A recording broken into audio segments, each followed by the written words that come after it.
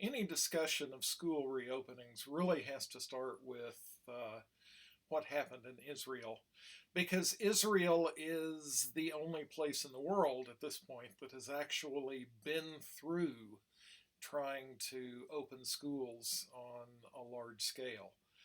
I've talked about Israel before, but it's worth going through just on its own. Here's the United States. What happened here? Not very good. Israel, on the other hand, started out and really got COVID under control.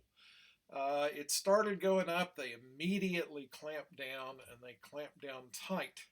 So, in a remarkably short period of time, they had driven their numbers down very low. In fact, at this point, they got it down to about 1.4 cases per million per day, uh, which is far, far lower than the United States has ever gotten their case count down. But then on May 17th, they started relaxing restrictions, and in particular, they opened schools. Now, they opened schools using the same kind of safety measures that we're talking about here, with masks and social distancing and so on and so forth. Even so, after about a week and a half, things started looking kind of bad. 2 weeks after they opened schools, they were up now at 13 cases per million per day, so about a factor of 10 higher. One school had 130 cases in just a week.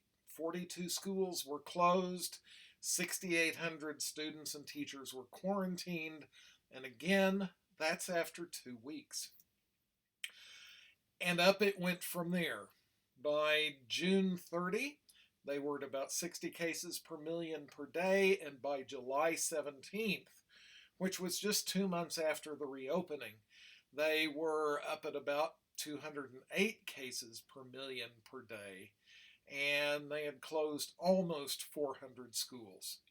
So again, the one place where they have actually tried opening up schools on a large scale, it completely blew up, and it blew up quickly.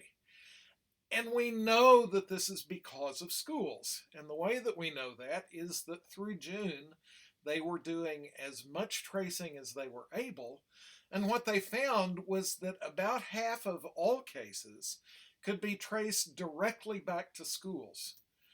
The conclusion of the people looking, the health ministry in Israel, epidemiological surveys by Israel's health ministry showed that after Israel opened its entire school system without restrictions on May 17th, a spike in infections occurred among the country's youth that later spread to the general population. So again, what happened in Israel is they opened schools with safeguards, and immediately it blew up, and it blew up big time.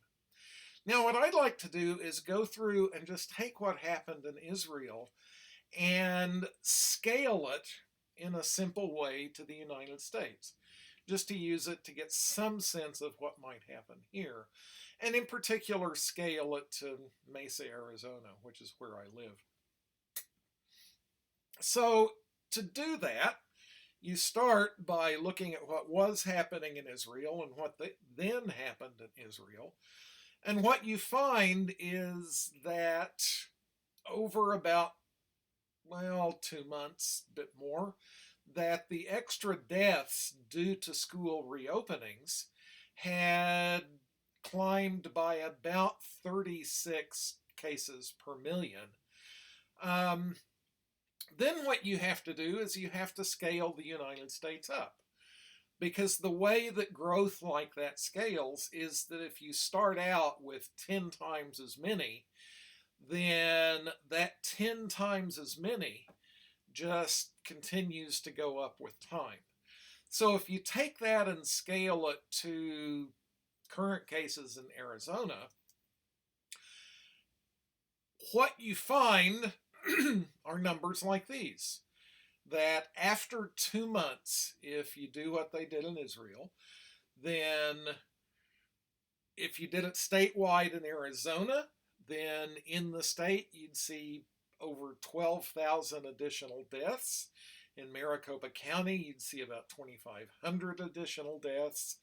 And then taking it to Mesa, which is the region that is impacted by decisions that will be made by the Mesa Public Schools School Board, you find that if you did that, you would expect Mesa reopening would lead to something like 914 extra deaths.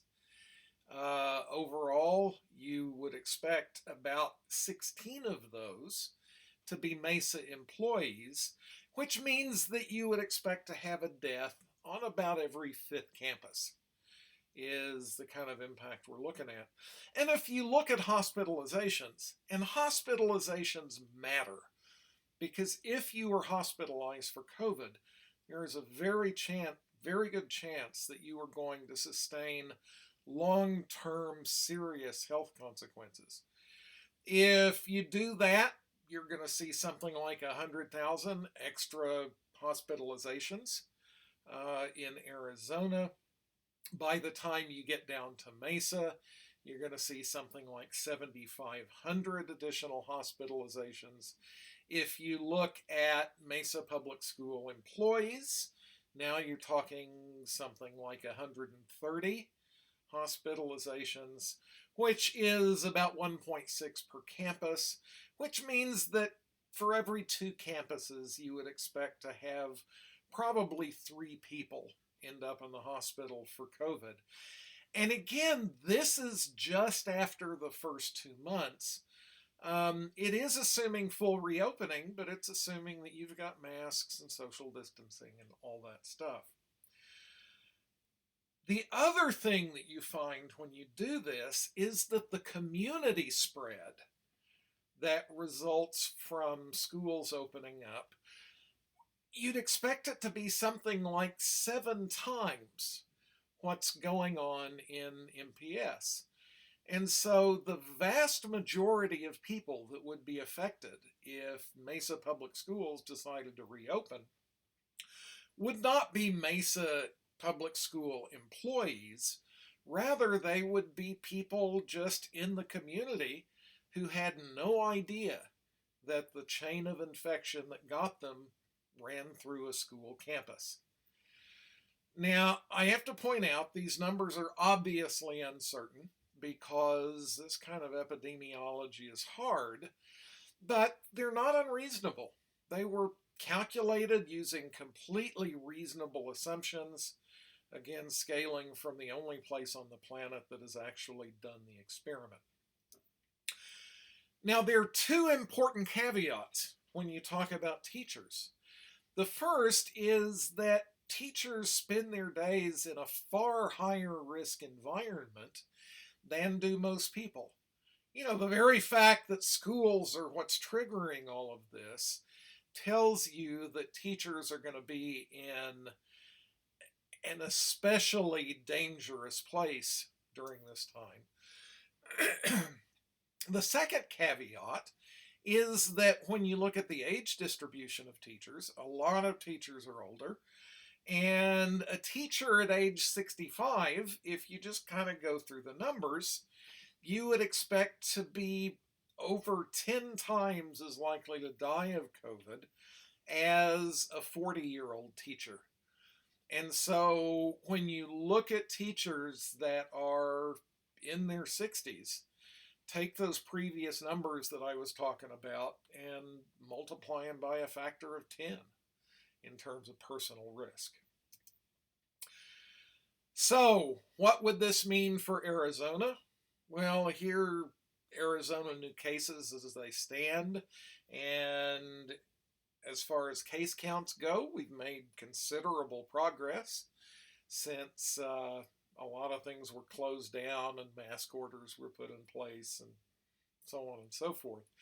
Were we to open schools, though, scaling from the Israel experience, this is what it would look like if we just started opening schools across the state. Now, this won't happen And this won't happen for several reasons. One is that there are an awful lot of districts who are realistic enough to recognize the folly of trying to open until COVID is far better under control in the United States. The other thing is that districts that do try to open are going to wind up shutting down pretty soon anyway. Because if you try to open, then in your community, you're going to see a serious spike in cases and you're going to have to close down. And so it's not just a bad idea to try to open schools. You can't do it. Districts that try are going to fail because it's going to blow up on them. So one way or the other, schools are going to be closed for most of the fall. It's just that districts that try to open them up are not going to fare well. Here are what the consequences are going to look like for districts that actually try to open schools early this fall. And so when you look at these consequences, the question that you have to ask yourself, looking at those numbers, is who's it going to be? Out of all of the community, I would like for somebody to say, okay, I'm making the decision to open up schools, recognizing that when I open up schools, I'm going to kill people, I'm going to destroy people's health. I would like to hear whoever makes that decision to actually say, here are the people. These are the mothers, the sons, the teachers, the daughters, the fathers, the grandparents, the brothers, the sisters, the friends, the students, the neighbors, the families, whose life you are going to ruin because you just had to open up schools face to face. That's the situation that we're looking at. There's really, again, the numbers that I put out there are approximate numbers. They are uncertain, but they probably capture the range that we're talking about. So there you go. You make the decision to open schools. Those are the consequences. Also that you can close schools again before too terribly long. Why would anybody in their right mind make that choice?